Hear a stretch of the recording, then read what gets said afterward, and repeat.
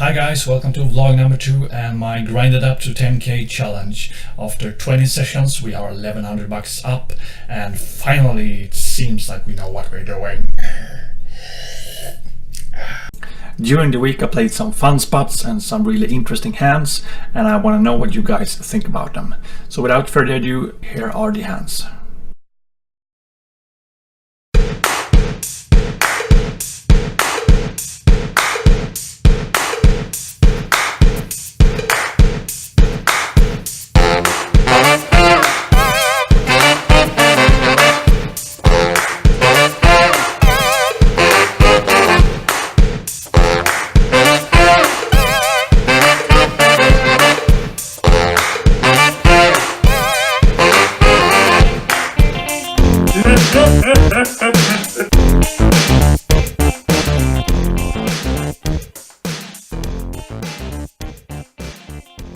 Okay, next hand we're playing 6 max, no limit 100.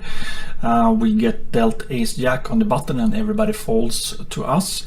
In the small blind and big blind we have two really fun players. They are really loose passive. They have been playing loose passive both post flop, on flop and on turn. And on river, don't ask me why, but somehow they turn into some kind of mental hospital cases where they just go over bets or pots or yeah. And they seem to be doing this with all of their hit or missed draws. Normally I go for the mini raise on the button with a wide range, but both players like to call here pre-flop, so I go for the 4x raise, and surely both player calls. The flop comes deuce 3-6 rainbow, and both player checks.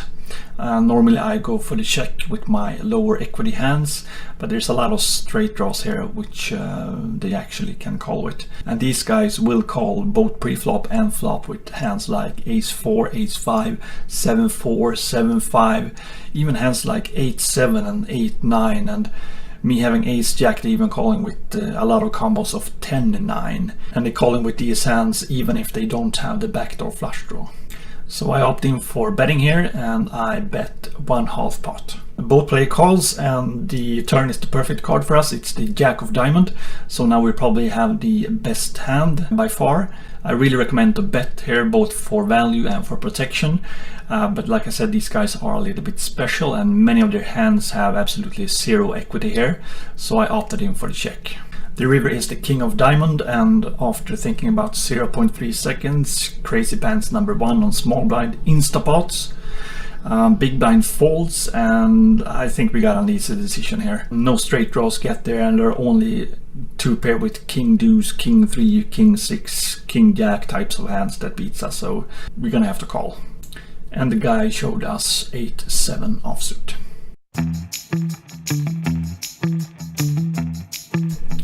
Okay, next hand. First guy in is the middle position, who is a solid reg. He opens up to 2.5. Everybody folds to us on the big blind with ace-6 offsuit. It's probably fine to fold here for lower variance, but we decide to make the call.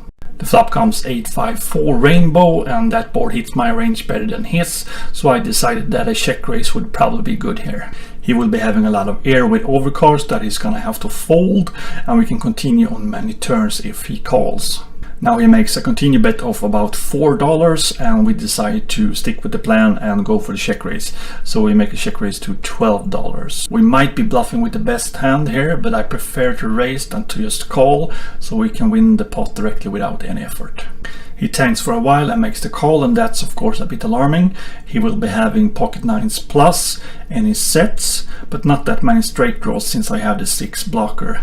On the other hand, my range are 6-7 for the straight, any sets and 2 pair, and some 8 suited hands where I have the backdoor straight and flush draw. Anyway, he calls and the turn is the deuce of diamond. It's a perfect card for us to continue on. I want to size up for a shove on the river, so I bet $20. And if he shoves here, we obviously need to fold. But he makes the call and the pot is now over 70 bucks. The river is the jack of diamonds, so now any backdoor flush also wins. So we stick with our plan and shove the rest in. The guy goes into the tank and starts writing in the chat about how lucky I was. But after a while, he makes the fold. So, nice pot scoop down. Let me know how you guys would have played that one.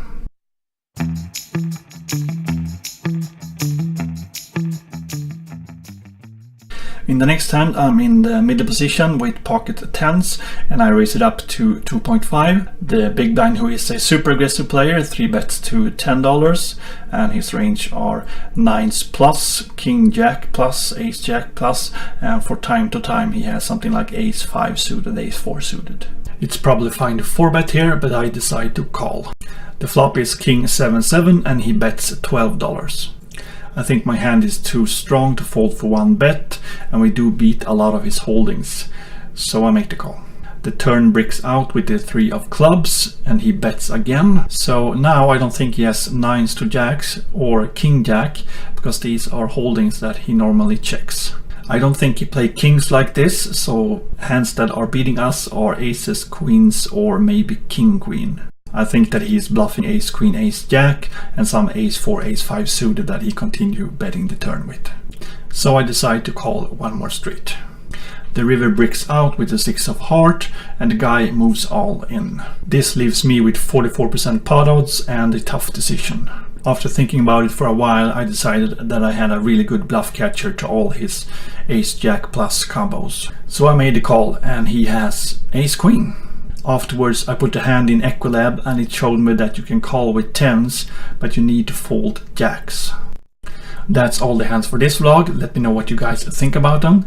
Please like, subscribe and comment. If you'd like to have free coaching, please look at the description below the video, and I see you in the next one.